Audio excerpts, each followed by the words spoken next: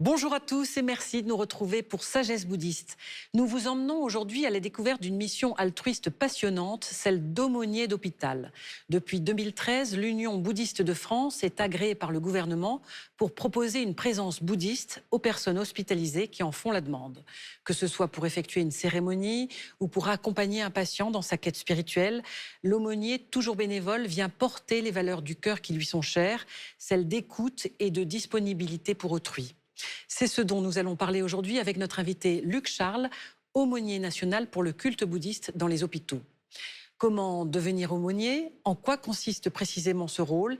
Et quels en sont les bienfaits pour les malades comme pour les aumôniers? Seront autant de questions que nous aborderons ce matin. Nous avons donc le grand plaisir d'accueillir Luc Charles. Bonjour. Bonjour, merci de m'accueillir sur ce plateau. Merci à vous. Vous êtes donc l'aumônier national des hôpitaux pour le bouddhisme. Vous êtes moine dans la tradition Zen Soto, ordonné par votre maître Gérard Chinré-Pilet.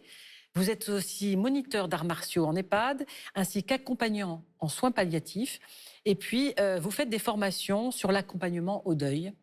Merci d'être avec nous sur ce plateau aujourd'hui. Merci.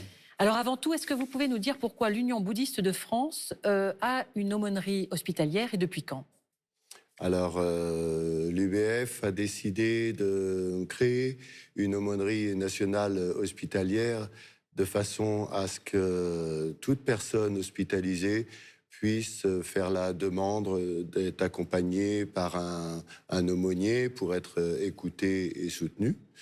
En 2012, ça a eu lieu et c'est à présent en place dans la plupart des hôpitaux sur l'Île-de-France et en région. Oui. Donc, il y a à peu près combien d'aumôniers bouddhistes en Île-de-France? Alors actuellement, il y a un aumônier national donc, qui dirige une équipe. C'est vous, en l'occurrence? C'est ça, d'environ 16 aumôniers, hommes et femmes, répartis sur l'ensemble de la France, en Vendée, sur l'Île-de-France, dans les Alpes, dans la Drôme, sur le Puy-de-Dôme, la région PACA et l'Occitanie. Alors, en quoi précisément consiste la mission d'être aumônier hospitalier? L'aumônier se présente comme un simple invité qui est accueilli ou pas et laisse s'installer la situation pour écouter et voir, estimer le niveau de spiritualité de la personne, la qualité d'échange. Et tous ces prémices de communication permettra ensuite de pouvoir établir une relation de confiance, de compréhension et un accompagnement spirituel vers l'apaisement de la souffrance. Mais au préalable, pour vous rencontrer, ça veut dire qu'il a connaissance d'une aumônerie bouddhiste dans son hôpital? Alors, nous sommes listés normalement dans la plupart des hôpitaux, au même titre que les autres cultes, qu'ils soient chrétiens, musulmans ou juifs ou orthodoxes. Et ensuite, sur simple demande, soit par téléphone, soit par courrier, nous pouvons intervenir, prendre contact avec eux et nous déplacer. Alors, une fois que ce contact, comme vous disiez, ce premier contact est établi, comment ça se passe? Est-ce qu'il y a des rencontres régulières? Et c'est très varié. Ce n'est pas parce qu'on fait appel à un aumônier bouddhiste qu'on est forcément bouddhiste. On a aussi des demandes de personnes qui préfèrent faire appel à l'aumônier bouddhiste parce que c'est une religion sans Dieu, parce qu'il n'y a pas de dogmatisme. Et à ce titre, ce sont des personnes qui ont un besoin spirituel non répertorié, qui sont sur une quête en mouvement. Et avec ces personnes, il y a le sentiment que le bouddhisme serait plus frais, une religion qui sent plus la fraîcheur, qui est plus dans la simplicité, dans la modernité, et qui semble leur parler plus facilement. C'est donc un dialogue qui s'établit, ou alors est-ce que parfois vous faites aussi un enseignement? C'est parfois simplement une demande d'écoute, ça peut être une demande de soutien, ça peut être aussi éventuellement un enseignement. Il faut être libéré de tout stéréotype dans ces moments-là, de toute question prévue à l'avance ou de réponse prévue à l'avance, et se laisser guider simplement par le moment présent avec le malade. Mais est-ce que justement dans l'enseignement du Bouddha, il y a des moments clés justement qu'on a envie de communiquer à ceux qui sont en souffrance pour la maladie? Justement, oui, l'impermanence. L'impermanence est très important puisque c'est cette impermanence qui fait que souvent le malade se retrouve tout à fait bouleversé et choqué dans ce qui vient de lui arriver par rapport à une vie quotidienne qui pouvait être beaucoup plus calme. Et il pense aussi comme si on était tombé dans un trou, ne plus pouvoir sortir de cette situation. Or, l'impermanence, d'après les enseignements du Bouddha, nous apprend que selon les causes et conditions, des événements peuvent avoir lieu et se transformer en d'autres événements. Et de cette manière, on essaye de faire comprendre aux malades que tout ça est passager et que selon le déroulement des choses, selon l'état d'esprit avec lequel ils vivent les choses, la situation va échanger, Mm. va changer. Est-ce que vous avez des témoignages justement à nous livrer sur des rencontres que vous avez pu faire, voilà, Mm, des espoirs que vous avez pu transmettre mm, aux malades? mm. Tout à fait. C'est d'ailleurs ce qui enrichit beaucoup cette pratique d'aumônier. C'est, contrairement à ce qu'on pourrait penser, ça plonge dans la tristesse ou dans le chagrin. Au contraire, c'est source de beaucoup d'expériences de la vie, de la part de ces malades, qui nous transmettent, qu'ils partagent avec nous et qui sont très enrichissantes. Mm. Comme par exemple cet accompagnement avec un codisciple, puisque nous avions le même maître, mais il était beaucoup plus âgé que moi, atteint de la maladie de Charcot, et qui pleurait régulièrement à chaudes larmes, non pas parce qu'il était triste, mais pour évacuer toutes les peurs qu'il avait à l'approche de la mort. Mon maître l'avait eu au téléphone et lui avait dit « Ce n'est pas ton corps, c'est le corps du Bouddha ». Et cette phrase avait fait mouche.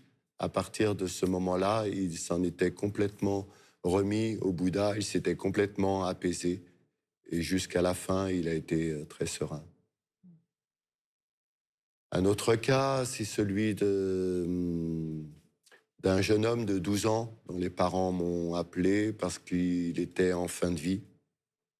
C'était un jeune homme qui avait toujours été très mature, très aidant avec ses amis, avec son entourage. Et il sentait sa fin venir, mais prenait bien la situation, prenait bien cette décision comme quelque chose qui paraissait logique et cohérent. Je ne sais pas pourquoi. Et j'ai proposé aux parents de célébrer une petite cérémonie avec la récitation d'un sutra pour s'en remettre au Bodhisattva qui sauve tous les êtres qui en font la demande. À la suite de quoi les parents ont été très apaisés et le lendemain, le jeune homme est décédé. Mm. Et une troisième expérience aussi, c'était celle d'un vieil homme qu'on m'avait donc demandé de visiter et qui, lorsque je suis entré dans sa chambre, était tourné face à la fenêtre, sans avoir envie, a priori, de discuter. Donc je me suis naturellement assis à côté de lui, orienté aussi vers la fenêtre. Dans le silence, à un moment, il s'est tourné vers moi, m'a regardé, en me disant « Il n'y a rien à ajouter, il n'y a rien à ôter, tout est là dans ce paysage ». C'était un moment de pure présence qui était très, très émouvant. Hmm. Oui, en effet, il y a beaucoup de témoignages très forts et qui Mm. Mm. très émouvants aussi, sans Oui. doute. Oui. Vous-même, Luc Charles, pourquoi vous avez voulu être aumônier hospitalier? Alors, quand j'ai commencé la pratique du bouddhisme en 1994, j'ai entendu parler de la grande compassion envers tous les êtres, du bodhisattva qui renonçait au nirvana pour faire passer tous les êtres avant lui afin de les libérer. Et ça m'a beaucoup ébranlé. Je me suis dirigé vers l'association Suicide Écoute euh, et j'ai ressenti rapidement un sentiment d'ouverture sur le monde diversifié par rapport à une attitude dans mon passé plus repliée sur moi-même, plus préoccupée par mes soucis personnels. J'ai ensuite été bénévole en soins palliatifs auprès d'associations pour l'accompagnement en fin de vie. Et je continue régulièrement à proposer mon aide pour distribuer de la nourriture dans la rue aux personnes en difficulté. Hmm. Oui, donc vous avez beaucoup d'engagement altruiste. Oui, Pour revenir à la mission d'aumônier hospitalier, vous disiez que pour l'aumônier lui-même, être auprès d'un malade et lui apporter du soutien, de l'écoute, de l'accompagnement, c'est très bénéfique pour soi. Est-ce que vous pouvez nous expliquer pourquoi? parce qu'on n'est pas à la place de cette personne qui est en train de vivre la maladie ou la fin de vie. Et on a beau penser à la mort, qu'on vivra tous un jour ou l'autre, on ne la réalise pas pour autant. On n'arrive pas à y croire. On y pense seulement et puis on oublie. Et approcher des personnes malades qui sont en train de vivre complètement cette maladie, cette finitude, cette difficulté de quitter cette existence, nous permet de toucher plus sûrement cette complexité de la fin de vie, cette absurdité, peut-être même en quelque sorte. Et c'est une grande chance pour moi, en tout cas, et pour tous les aumôniers que je connais, de pouvoir accompagner, de pouvoir être proche de ces personnes jusqu'à la limite possible pour vivre en quelque sorte une communion ensemble. Merci, merci infiniment, Luc Charles, d'avoir témoigné pour nous de cette mission d'aumônier. Merci beaucoup. Avant de nous quitter, voici quelques propositions de lecture. Pour une santé à visage humain de Daniel Chevassus et Robert Faure aux éditions Guy Trédaniel. Nourri de témoignages et d'anecdotes, ce livre milite pour que la médecine s'associe à l'art de l'écoute et à l'ouverture du cœur afin de pouvoir soigner au mieux les souffrances. Écoutez le silence intérieur de Thierry Johnson aux éditions L'Iconoclaste. L'expérience forte et sincère d'un chirurgien devenu accompagnant psychospirituel qui a transformé sa vie et son écoute pour les autres en s'éveillant à l'essentiel. Et puis La vie, texte choisi par Thierry Hoquet chez Flammarion. On trouvera ici de quoi nourrir sa réflexion sur ce qu'est la vie, du prodige de la naissance à la fin de l'existence, à travers des extraits tirés de grands auteurs philosophiques et scientifiques. Voilà, l'émission se termine. Merci à tous de l'avoir suivi. Vous pouvez la revoir durant un mois sur France TV. Très heureux dimanche à tous et bonne semaine. Merci.